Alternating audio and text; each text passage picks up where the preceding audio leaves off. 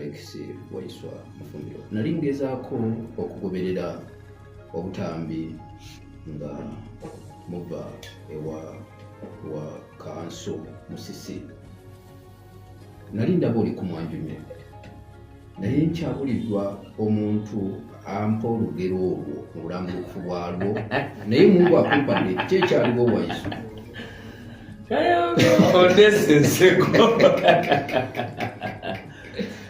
Story yo simanyi oba netese mental ginyumya. Kikyo tegeeza. Omanyi Kayongo, abantu bangi teba understandinga fe abali mu bukulembeze bwe tuvaayo ne tubagamba nti tulina akati k'ekibibi. Abantu bangi abali mu kusaaga mu bulamu oba okufunamu obukunkumuka babitwala nga byakubalaata, babitwala nga bya bulijjo. Naye Uganda erina omukulembeze kyewuunyisa, era maze ennaku nyingi nga nfumiitiriza how God can be magnificent. Nti Katonda asobola okubawa omuntu gwe mutasuubira naye ng'ate ayamba nsi. Because between Tuesday last week to today, Yes. Uganda would be in chaos if it is not leadership that is in Uganda today. Not of the military, but leadership of His Excellency Robert Kyagulanyi Ssentamu. We would be in chaos today. Nkubulira. Kubanga obusungu abantu bwe balina ne ability y'okumanya obwo nakyo kirala. Obusungu abantu bwe balina. Kayongo ku ddwaliro abantu bajja nga bagamba ebintu bingi. Nga nti affe leero mutulagireko, lwaki mutuziyiza? Ontegedde bulungi. Era nga abamu we took time to labor and talk to them. Kubanga abaagala okulowooza nti bayinza okuddamu okuwamba Uganda balowooza bagenda kikolera mu kavuyo. Nti okuliyetinga akavuyo akatono otte Kyagulanyi, ate ekyo nakyogerako kweno program nti they want to create chaos and do murder. Kugamba baagala okuteekawo embeera akavuyo mu kavuyo batemuliremu abantu mu butanwa. Yes. Bakiyite butanwa nga bwe baakola mu November 19 November 2 nti mukuliyetinga akavuyo mu bantu mubatemule. Kakati okutemula kuno mwaluwa bakigezaako era ne ba institutionalizinga mu bitendekerwa nti NUP is a militia. Era eriyo omusirikale akuba omuwagizi wa NUP naye nga amukuba kusinziira ku kutendekebwa kwe. Eriyo omusirikale akuba omwana nga wa NUP naye nga amukuba nga bamutendeka nti osanga nga we NUP ono amukubanga nga it is part of kwebyo byamuqualifyingsa okuba nti asobola okukuba ki owa NUP nti amubaako obukyayi, amubaako obusungu, amubaako effubitizi, asobola okumubonereza nga tamulaba nga muntu. Ekyo kasa police force ne military batandika okuinstitutionalizinga okusomesa ku national unity platform nga militia bye bino ebiriwo olwaleero. Kakati emboozi ey'okunyumya ebyaliwo wali bulumbaganyi. Njagala okutwala kyajja kitya okutuuka okulaba nti tulaba Kyagulanyi ali ku ttaka wenjagala ondeeta. Tuva ku mukolo. Bwe tuva ku mukolo twaguvako saa 11. Yongerako amatala mulabe bulungi. Omukolo twaguvako saa 11. Bwe tuva ku mukolo saa 11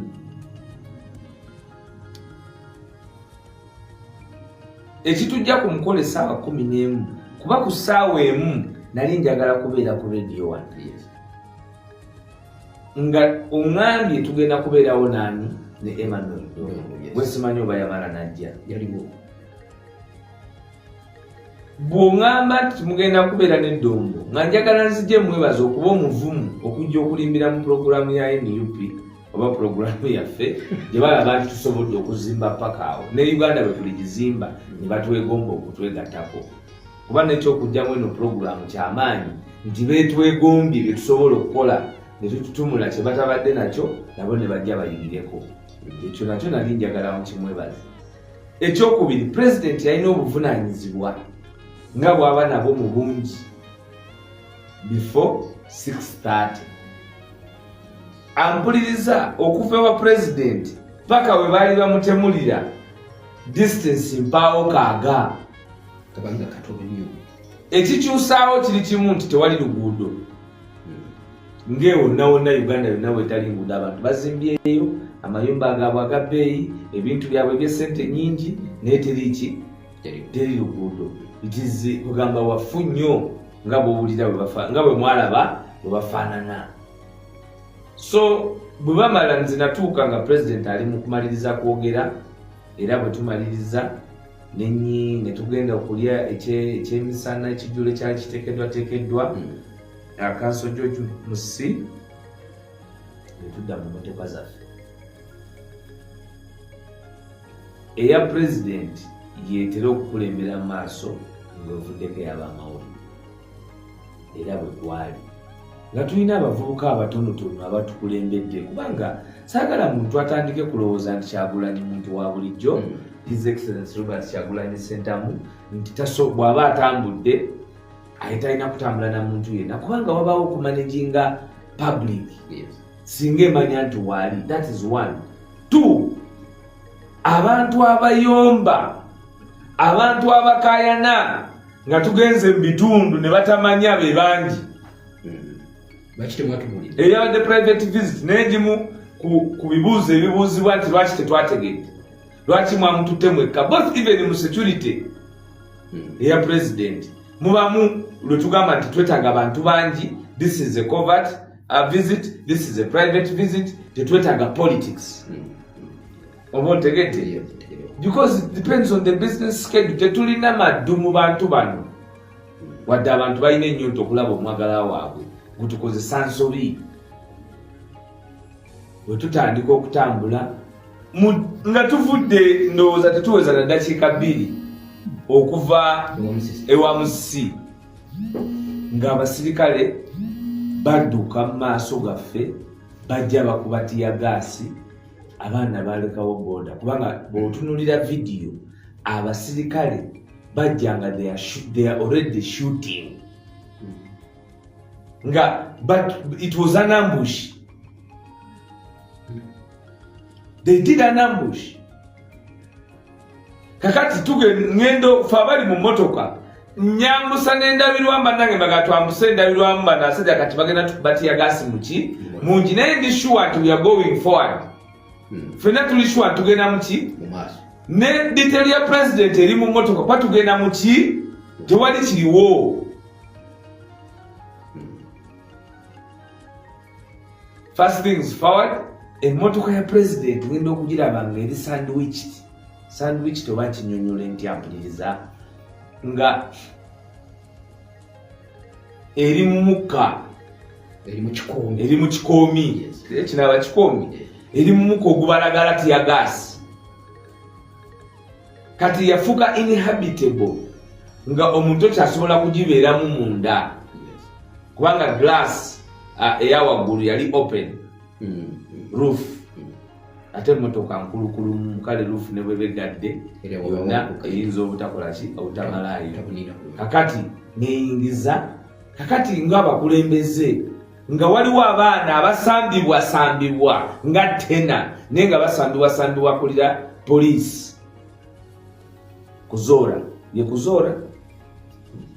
kuzaara netwesigi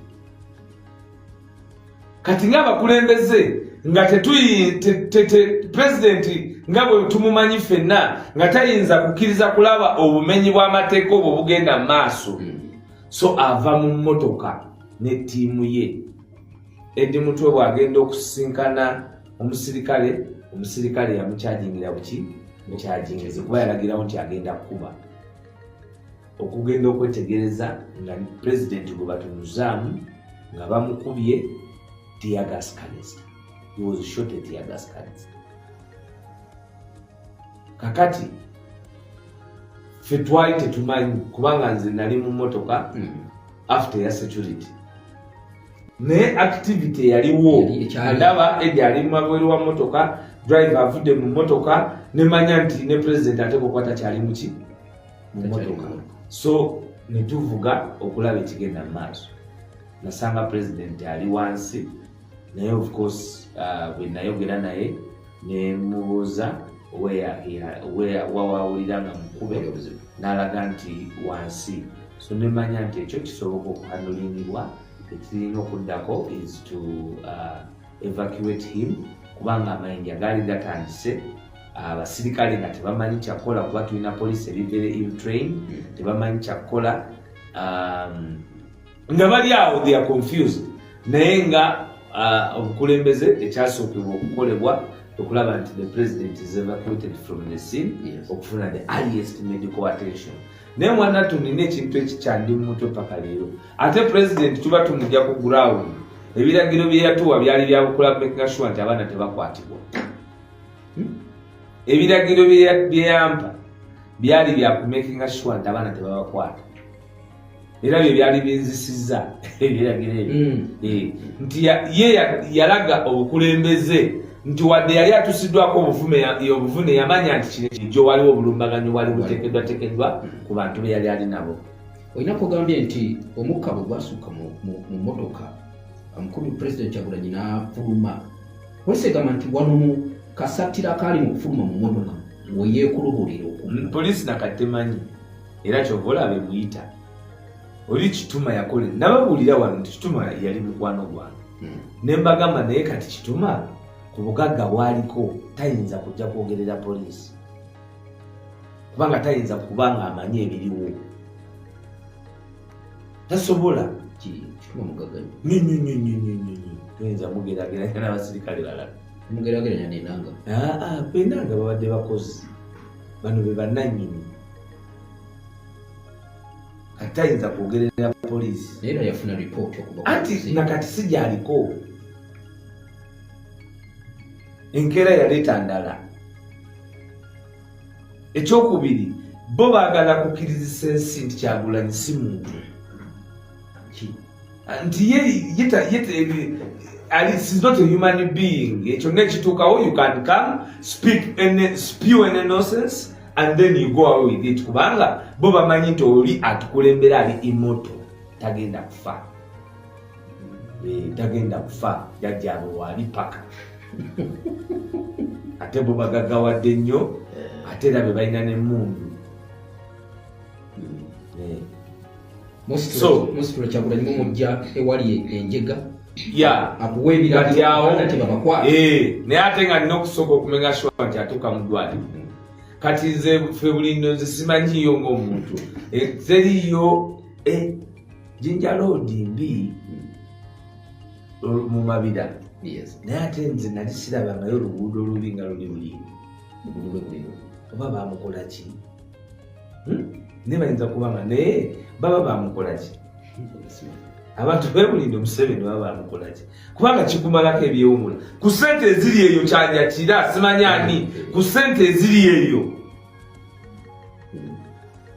Era oli yaŋŋambye nti ekibatawaanya ate mwabo bennyini abasulayo mulimu ayinza n'oddukola ku ssente ze n'ali oluguudo lw'ewalala n'akola ebulindo gy'asula. Naye batyo okukola gavumenti tebakkiriza kukola nga muntu. Lots of billions of money ziri wali. There is no road. Era nalabye waliwo omuvubuka era abeera eyo. Si muvubuka musajja mukulu. Muyimbi. Ayimbidde n'ebbanga. Musajja mukulu muyimbi. Ayimbidde ebbanga. yawasa muwala we waffe eyo Jinja. Omuvubuka oyo muvubuka akyali muvubuka mu bwongo yansobedde yabuuzizza nti waliwo amalwaliro ameka awo. Tewali ddwaliro, teri ddwaliro, si Bulindo yokka, mu Kampala mulimu amalwaliro ameka. Era nategedde kati olaba oyo nti kati baba ne jjajja baba jjajja amagezi tamanyi nti bayita ddwaliro. Kuba yabuuza how many hospitals era we nategeeze taswadde kuba ne clinic aziyita ki. Secondly twasooka ku Najim Health Center era twagala okwebaza aba Najim Health Center bebasooka okutuwa first aid. Batukolako era ne bamusobozesa okusako okumuhandolinga paka bwe yatuuka Nsambya.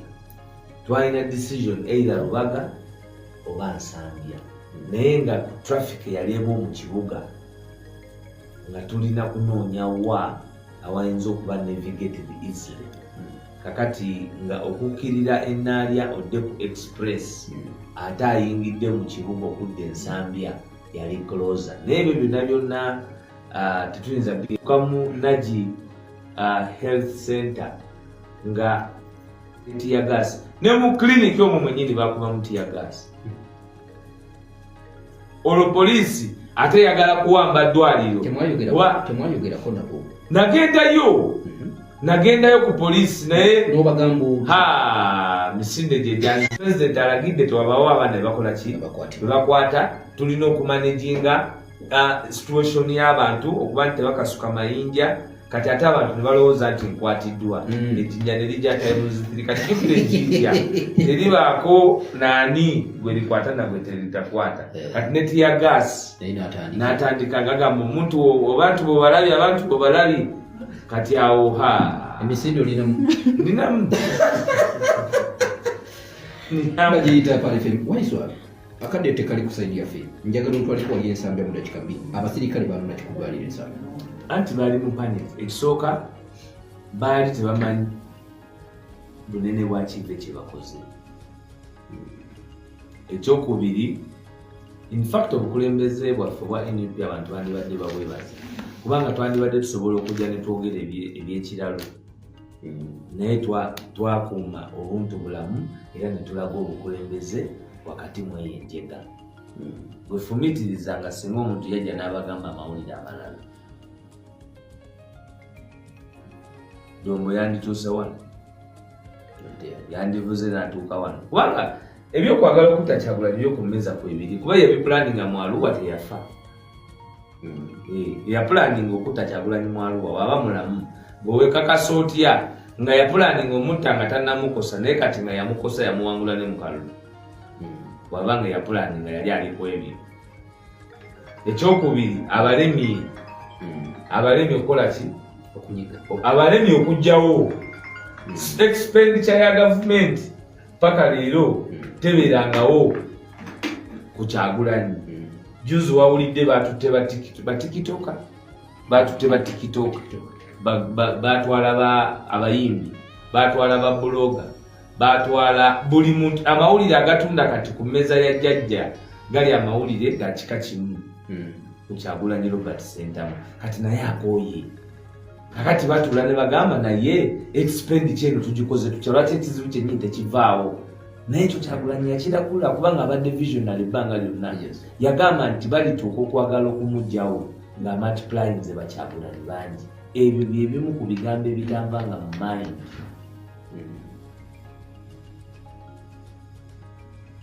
Nti baligenda okumuggyawo yabigamba mwezi gwali gwa April wakati w'ennaku za 17 na 25 2017 tebaligenda okwagala okujja ku Kyagulanyi nga Bakyagulanyi bawera 2018. Kakati obukulembeze bw'okulowooza nti otta omukulembeze it is no longer the person but the idea. Era kyenjagala okugamba bannayuganda kubanga eri abagamba nti nali mukambwe nnyo mu programu enkeera gye twakola era eriyo n'abalowooza nti sometimes I do not reflect the diplomatic stance of a political environment that we are not willed with democracy. We are willed with militarism. Kakati aha muba mwagala nkozesa ebigambo ki ng'omukulembeze batemudde mutemuli baba bagezezaako kumutemula glaringly. Era lwaki abantu balowooza nti ffe byetwogera bibeera ebikyamu ennyo okusinga bali abajja ne balimba ensi nti yatalantuse n'agwa nti yabadde n'emmundu ne zifuuka ice cream. That should be more criminal, that should be more immoral, that should be more insulting, that should be more abusive than what you come and want to make a yardstick of response. Ensonga lwaki bannansi bangi nnyo batuuse ku level eventing out eyogera ebigambo byomubadde temuwuliranga nako nga babibagamba mmwe abaawamba ensi eno bwe bukyayi bwe musize mmwe bennyini. Kanjetandikirawo.